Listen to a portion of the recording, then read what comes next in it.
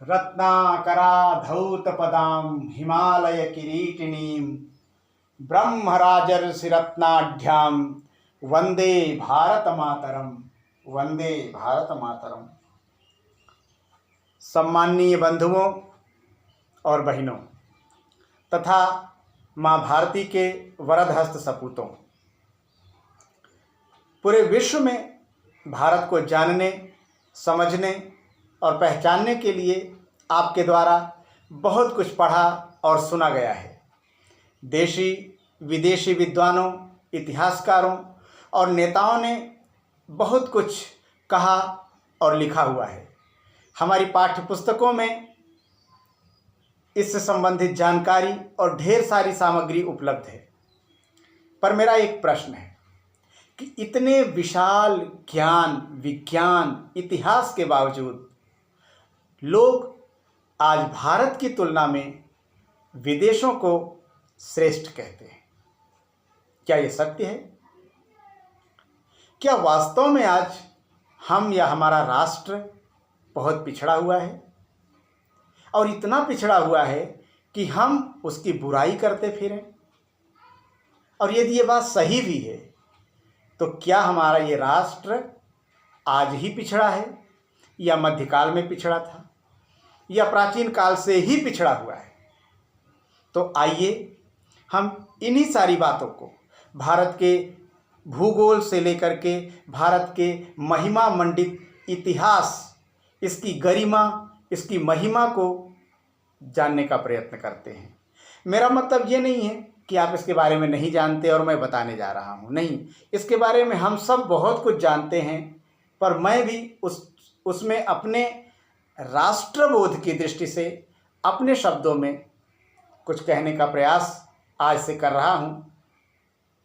आशा है कि आपको कुछ नई जानकारी भी हमारे द्वारा समय समय पर मिलेगी।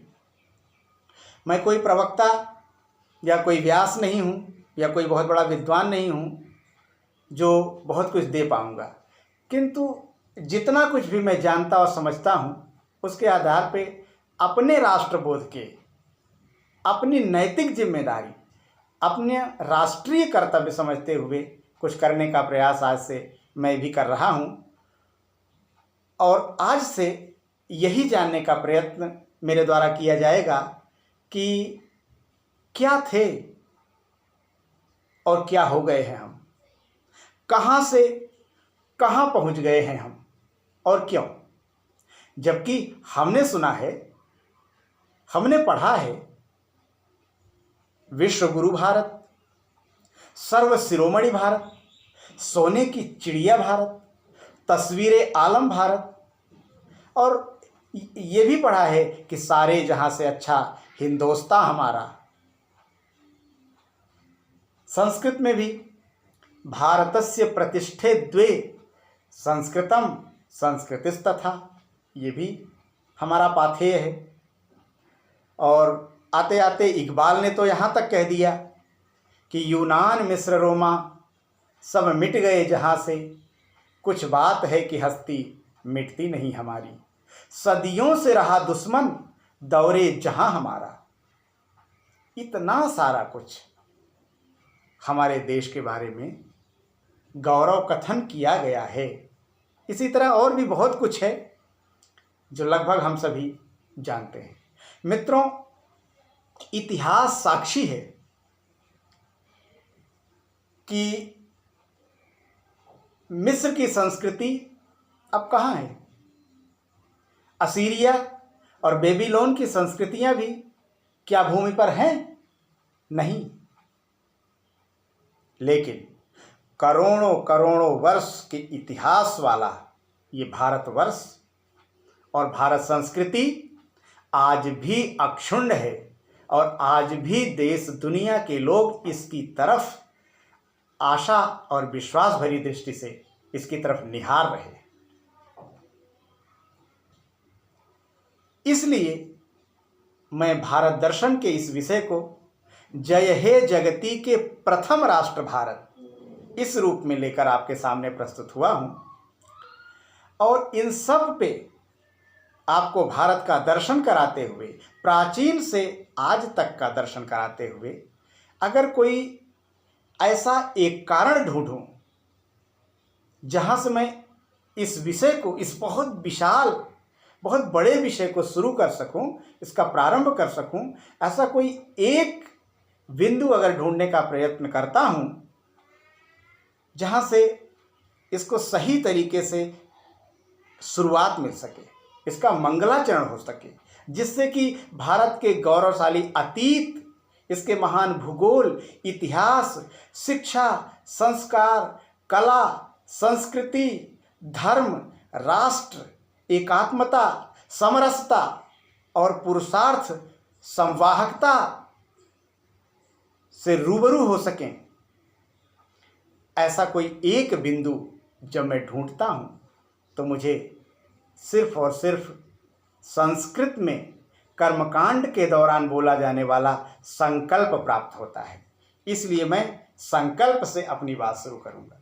और वैसे भी आप देखते हैं कि जब भी संस्कृत में कोई यज्ञ, अनुष्ठान या कोई भी कार्य होता है, कोई भी मांगलिक कार्य होता है, तो यह संकल्प जो संस्कृत में है, यह कश्मीर से कन्याकुमारी, अटक से कटक, पूरे भारत में एक जैसा ही है। ये संस्कृत की जो विरासत है, संस्कृत की संस्कार के रूप में हमें परिपाटी के रूप में प्राप्त, परंपरा के रूप में प्राप्त जो 3-4 पंक्तियों की ये थाती है, ये अनमोल है मित्रों। और यहीं से मैं अगर अपनी बात शुरू करूंगा तो हमारे इस दिशा में संकल्पबद्ध होकर के मैं आगे बढ़ सकूंगा, ऐसा मेरा मानना है।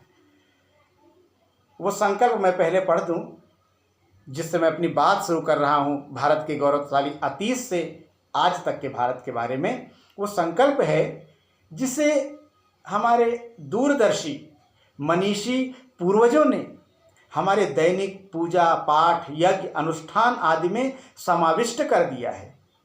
और इतने वर्षों से आज तक वही संकल्प मंत्र पूरे विश्व के कोने में एक रूप में ही चलता है।